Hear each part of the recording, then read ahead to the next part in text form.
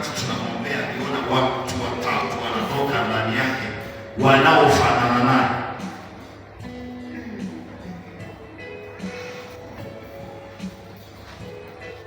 Haya, mstari wa kwanza.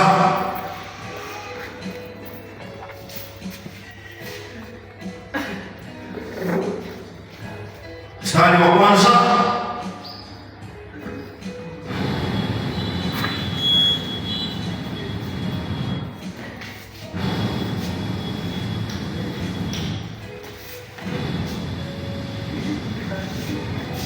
Nimesema hiyo mstari ndio inakuwa miko, mipaka.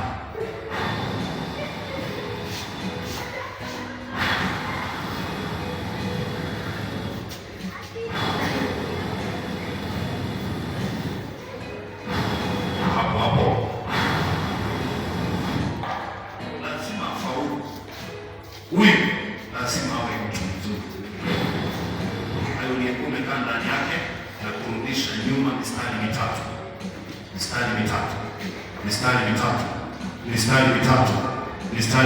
Kwa upako nilionao, kwa jina la Yesu nililopewa, maana hakuna jina lingine lililopewa linalotenda kazi lililo hai.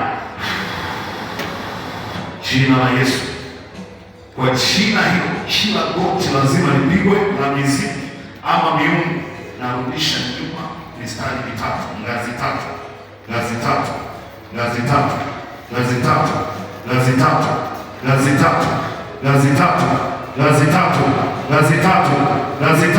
Hakuna kumkalisha tena kwenye hali ya kufeli. Rudi nyuma. Yesu anamwambia shetani, rudi nyuma kwanza wewe. Huyu lazima aendelee mbele. Hizo ngazi nilizoziweka ndio mahali wewe na yeye from now. Haya.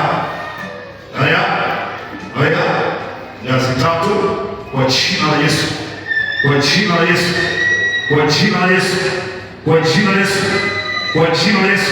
Lazima faulu.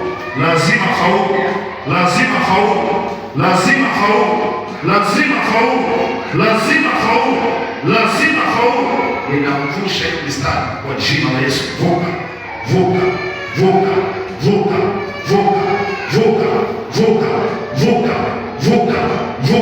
Na ukawe sababu ya baraka kwa wengine.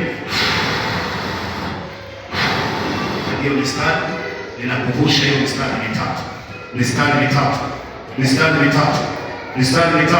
Ikawe ni madaraja kwa jina la Yesu.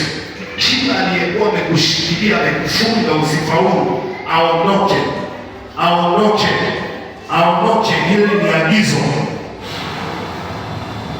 Wewe ambao ulikuwa umemfunga out kwa jina la Yesu.